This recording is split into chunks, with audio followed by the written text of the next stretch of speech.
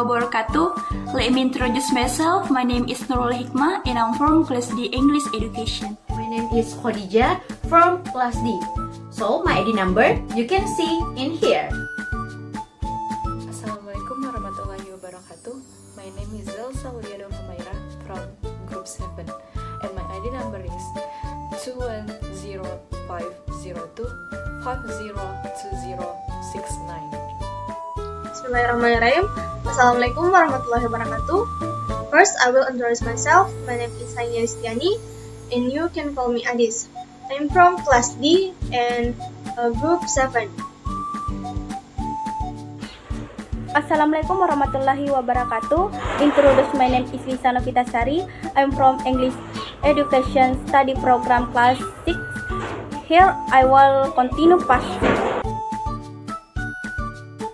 Peranan pendidikan dalam pembangunan yang pertama yaitu peningkatan kualitas sumber daya manusia. Program peningkatan kualitas sumber daya manusia melalui pendidikan akan memberikan manfaat pada lembaga berupa produktivitas, moral, efisiensi kerja, stabilitas, serta fleksibilitas lembaga dalam mengantisipasi lingkungan, baik dari dalam maupun keluar lembaga yang bersangkutan. Fungsi dan orientasi pendidikan dalam peningkatan kualitas sumber daya manusia telah dibuat dalam suatu kebijakan Depdiknas dalam 3 strategi pokok pembangunan pendidikan nasional, yaitu yang pertama, pemerataan kesempatan pendidikan, kedua, peningkatan relevansi dan kualitas pendidikan, dan yang ketiga, peningkatan kualitas manajemen pendidikan. Pendidikan memegang peranan kunci dalam penyediaan sumber daya manusia yang berkualitas, bahkan sangat menentukan berhasil atau gagalnya pembangunan, sehingga kita dapat mengikuti suatu wacana yang menegaskan development stands or falls with the improvement of human and institutional competence, yang secara lebih arif dapat disimpulkan bahwa pendidikan bermutu menghasilkan sumber daya manusia yang bermutu pula, dan merupakan kata kunci dari keberhasilan pembangunan. Human investment melalui pendidikan bermutu akan menghasilkan sumber daya manusia bermutu yang pada akhirnya membawa Indonesia dapat melakukan persaingan dalam konteks kerja sama dengan bangsa-bangsa lain. Untuk meningkatkan SDM yang berkualitas, ada beberapa poin yang perlu diperhatikan. First, who are the education stakeholder in the regions? Atau siapa stakeholder pendidikan di daerah? Yang termasuk dalam stakeholder atau yang biasa disebut dengan orang-orang atau pihak-pihak yang berkepentingan dengan pendidikan, seperti pendidikan yang ada di daerah adalah orang tua murid, keluarga, guru, pimpinan sekolah, masyarakat, dunia kerja, organisasi politik, lembaga swadaya masyarakat, dan pemerintahan daerah. The second point is, what are the region responsibilities, atau apa saja yang menjadi tanggung jawab daerah? Kewenangan urusan pendidikan yang menjadi tanggung jawab pemerintah daerah meliputi pertama, pendidikan usia dini, kedua, pendidikan non-formal, ketiga, pendidikan dasar, dan yang keempat adalah pendidikan menengah. Dalam lampiran Undang-Undang Nomor 23 Tahun 2014 tentang pemerintahan daerah, ada 6 hal yang terbagi kewenangannya di bidang pendidikan.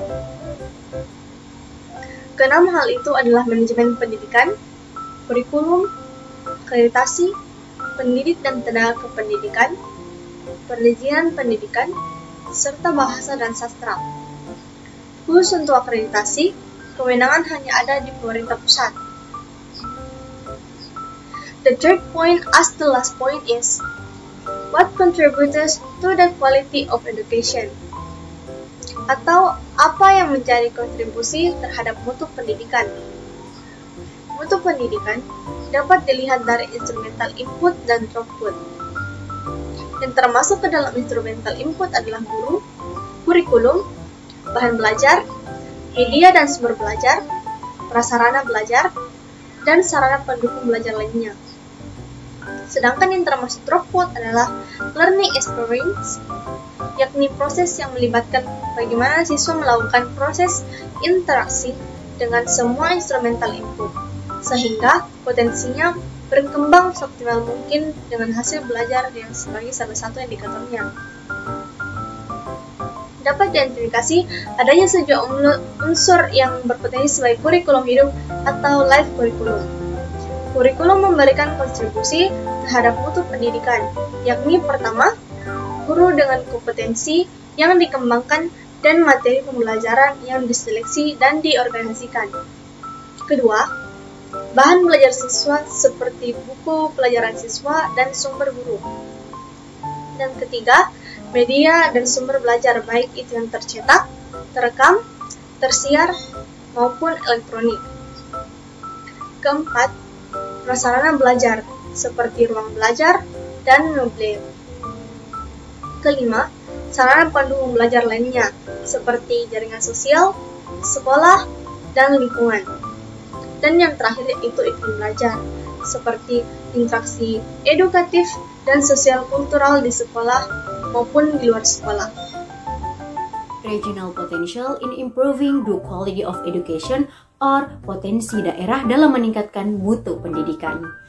Mengingat bahwa tidak semua warga di daerah itu bekerja ataupun bertempat tinggal di kabupaten asalnya.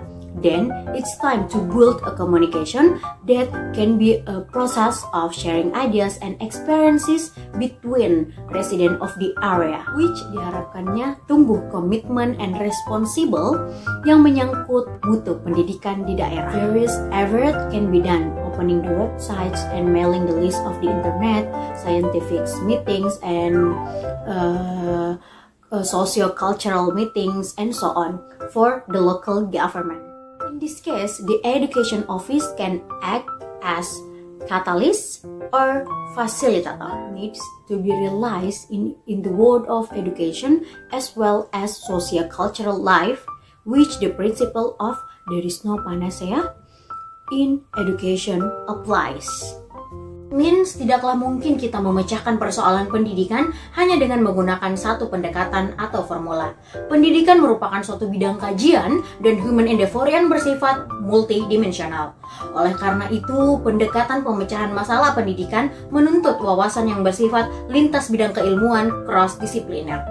Oleh karena itu, berbagai bidang keahlian dan praktik perlu bekerja sama secara sinergitas dan tanpa saling curiga untuk mengkaji dan memecahkan persoalan pendidikan seperti persoalan mutu pendidikan di daerah. Democracy is not a notion, a pattern of thought or political behavior that can be built once. Neither instant things, but democracy is really a set of ideas and principles of freedom. But it also includes a set of practices and procedures formed through the long and often complex history that democracy is often called the institution of freedom. Democracy in the educational world is a must that is not negotiable, and democracy in the educational world is an inevitability that should be treated favorably on all the components of the nation. Empowering regions in an effort to manage education is one manifestation of the democratization of education. Democratization or democratization of education is the paradigm of the education system in its head by all education world in this new era of Indonesia. There are several democratization models in the learning process from PMD, which are also called the practical level democratization model in namely number 1.